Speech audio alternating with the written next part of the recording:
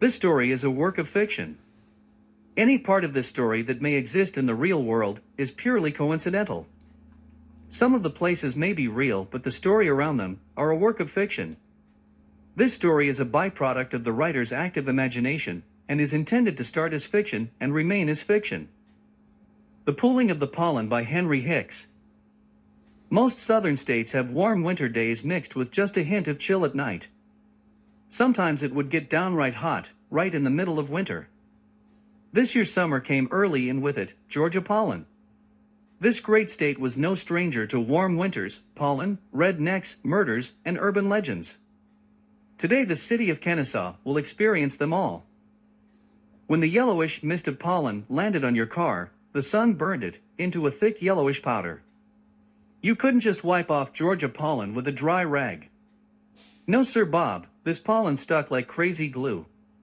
You could be sitting on the porch and see pollen floating down the street in a creepy twilight haze. If you were fixing to clean anything covered with Georgia pollen, you are gonna need hot soapy water. In fact, one morning, I remember looking out my kitchen window at a pair of hillbilly white plastic chairs we had bought from the dollar store. We had strategically placed both chairs around a tree stump in the backyard. That next morning, both chairs looked like someone had painted them a bright banana yellow. The point I'm trying to make is that this shit was yellow. That banana yellow is what my granddaddy used to call the pooling of the pollen. By all appearances, Jackson was an average 9-year-old kid. He was good-looking, with a smooth dark complexion. At his young age, he was already the face of 2 kid magazines. But his life was far from perfect. His father, Dr. Jensen, was part of a group of doctors who traveled overseas to fight the SARS outbreak. Doctors Without Borders was a new phenomenon. While in Africa, his father and 2 others contracted the disease. Dr. Jensen was placed in an isolation camp and died there, never getting a chance to see his son again. Jackson was a baby at the time, so he never got to meet him. When Jackson was 7, his mom had a mental breakdown. He was sent to live with his grandparents on his mom's side, Marshall and Mary Jones. That was the only bright spot in his life at the time. Jackson's grandparents on his dad's side were sickly. They had used all their life savings on medical bills and couldn't provide for him. He did visit them for summers and holidays. But his mom's parents had lots of money and plenty of time to give him. Marshall did not hesitate to raise his grandson. No sir, not for 1 minute. He loved that kid. It was going to be them standing back to back against the world. Both Marshall and Jackson had suffered great losses in a short period of time. They held it together by helping each other along the way. Marshall always tried to be upbeat in the presence of his grandson. But he spent many of his moments in melancholy over the recent death of his wife. As the days passed, he and Jackson got stronger. Ming and Joey Lin owned Ming Lin's grocery store. Marshall worked there 3 days a week as an inventory manager. After retiring as an airline pilot, he only took the job to keep his mind sharp. He put his paychecks in a fund with the rest of the money he was leaving Jackson.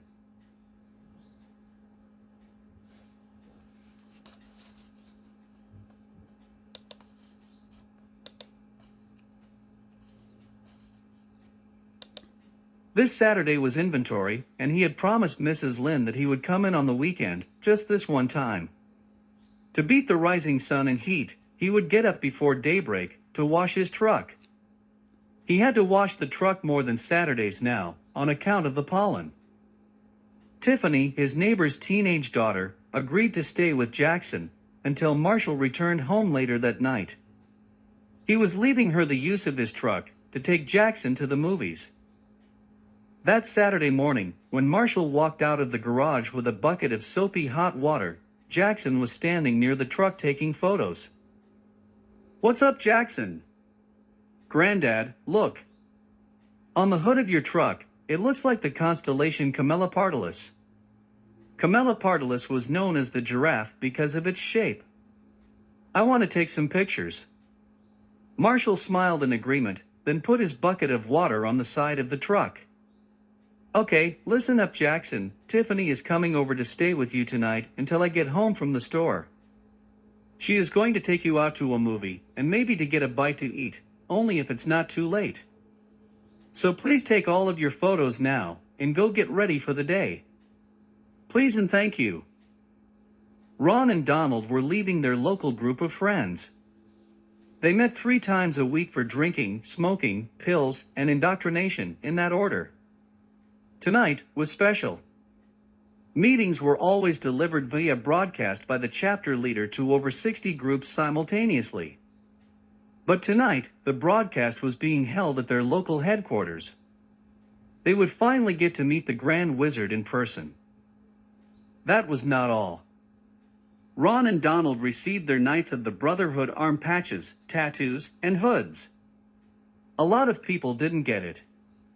You had to be more than white to be in the Brotherhood. You had to believe in the movement.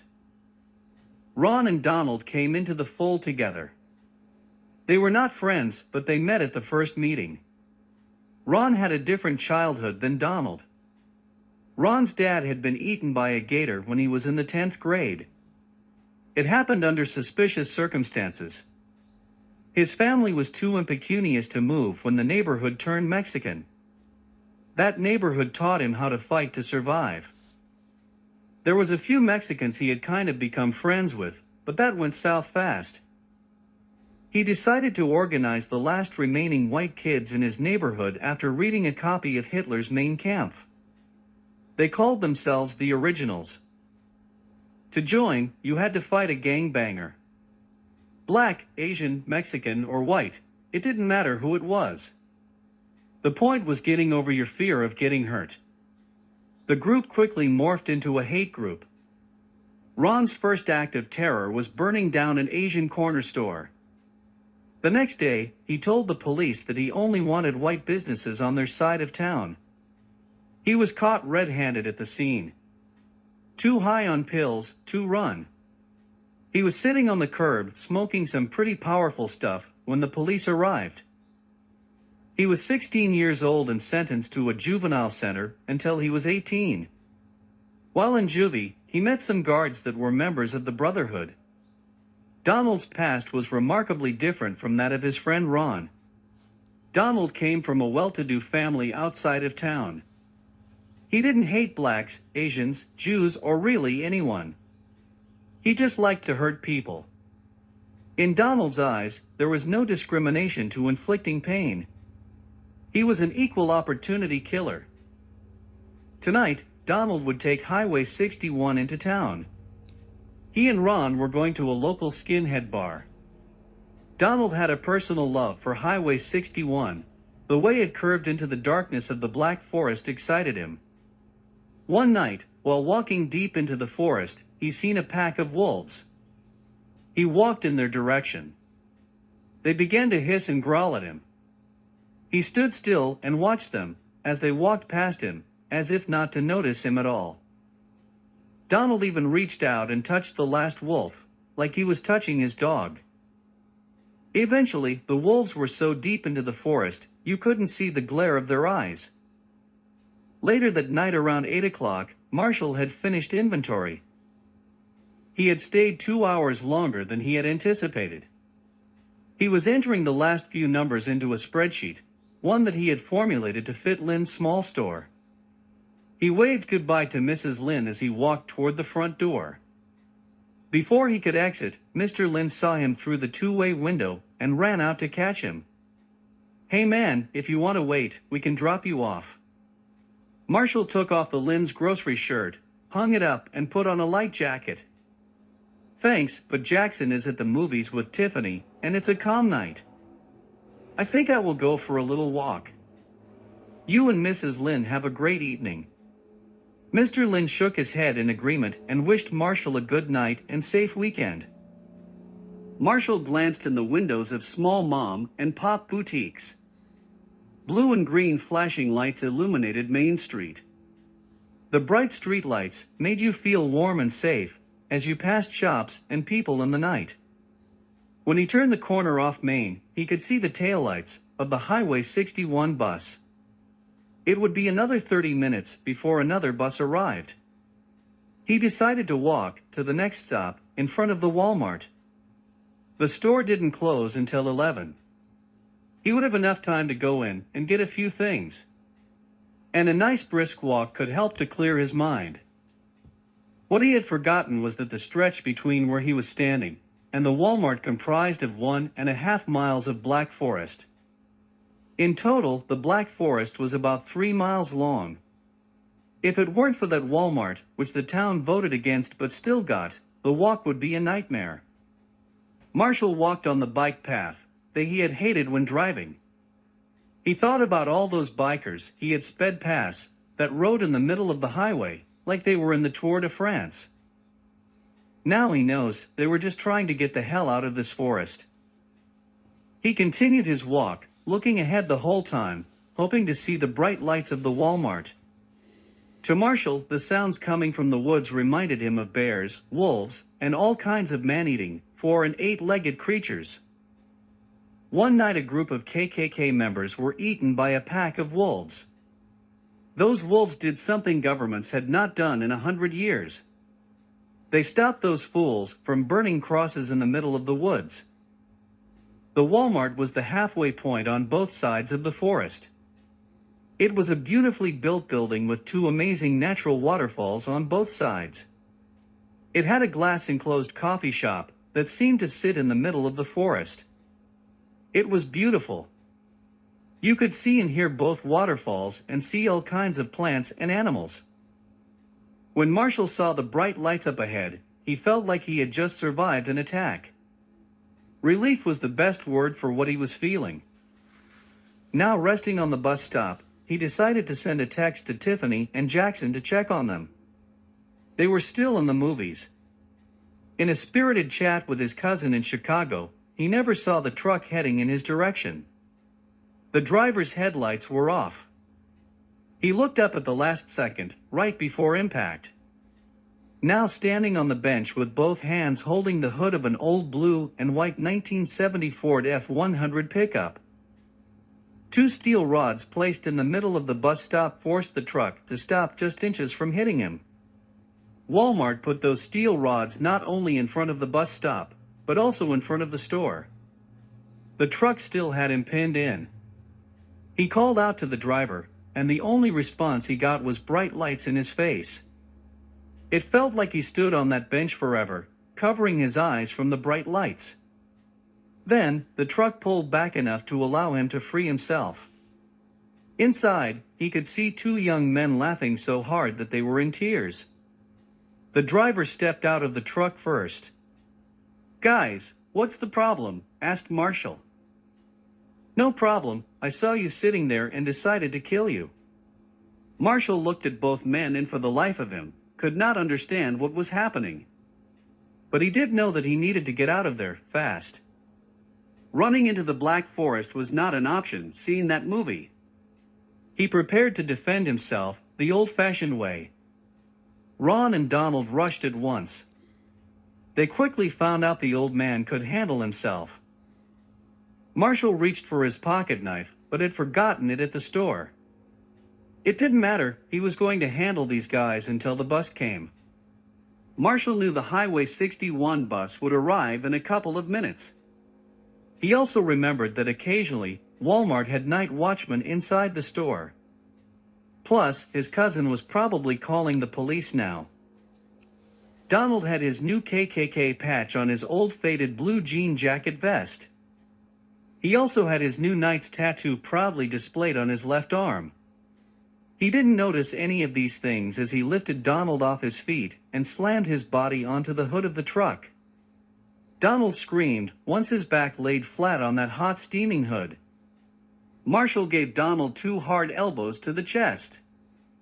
Each time, you could hear the air escaping Donald's windpipe. He knew that with 2 more hard blows like this, he could take this guy out. 3 sharp sounds cut through the chilly night air. Marshall's chest felt warm in spots. When he looked down, he could see his t-shirt was completely red. The last thing he remembered was looking up at the light just above his head.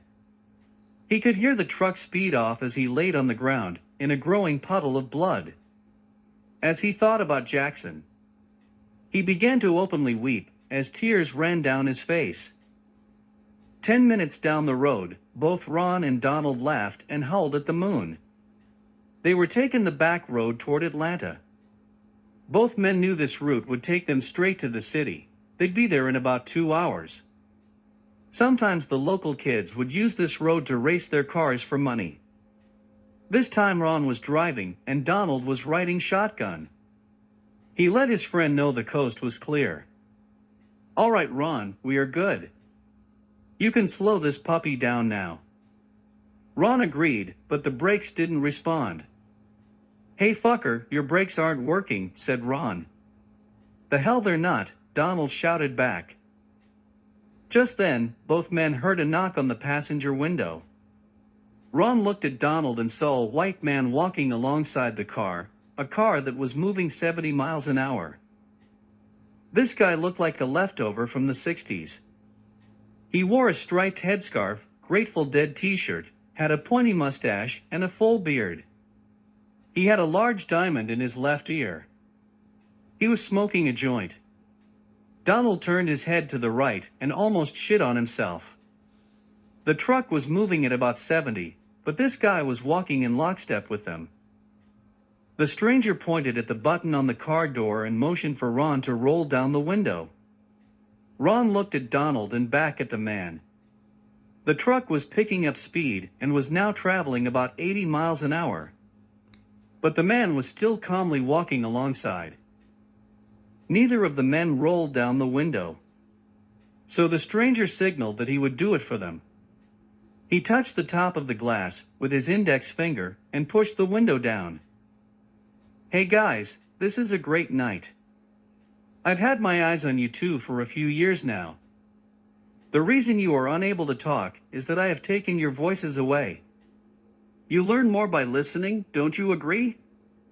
Now, I know what you two are feeling.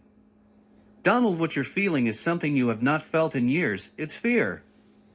Ron, you're feeling the same thing, but we both know you've lived in fear your whole life. You boys may have noticed that you're doing about 110 miles an hour now. I know, I'm surprised this old girl has that kind of get up and go too. Wait a minute, let me turn down my music.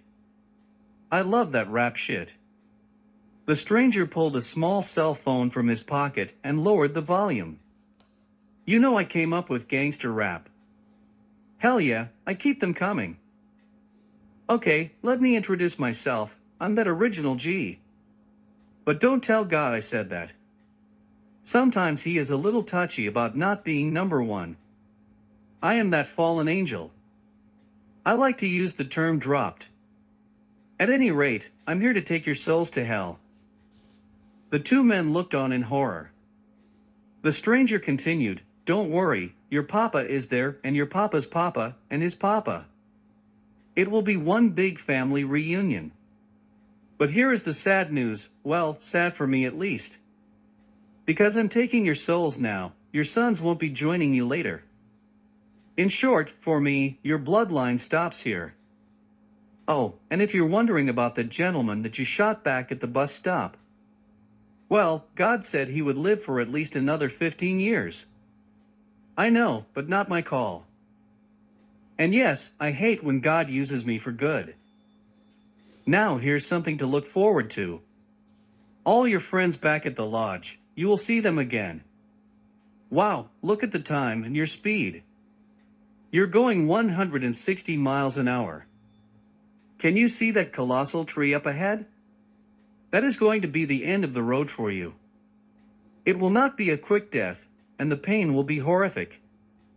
Oh, and by the way, smashing into that tree and dying a slow, painful death will be the event you repeat for eternity. I guess after tonight, I will see you when hell freezes over. At this rate, that may not be that long. Okay, let's not get stuck on ceremony." Rap music begun to blare through those old speakers. Ron looked in horror in his rear-view mirror. There stood the devil, smiling and crip walking, in the middle of the road. As the truck accelerated toward the yellow sharp curb sign, Ron only saw two things: the colossal pine and the devil waving goodbye. Years later, locals say that every night around 10:45, if you're near that same colossal tree, just before the street curves, off the back roads of Kennesaw Mountains, you can hear the screams of Ron and Donald for about 10 seconds. And if you look at the base of the tree, for a split second, you can see their blood splatter mixed with Georgia pollen. Thanks for listening. Let us alert you when the next story is posted. Hit the notification button. Please don't forget to smash the like button, subscribe, and, most of all, hit the notification button. Pleasant dreams.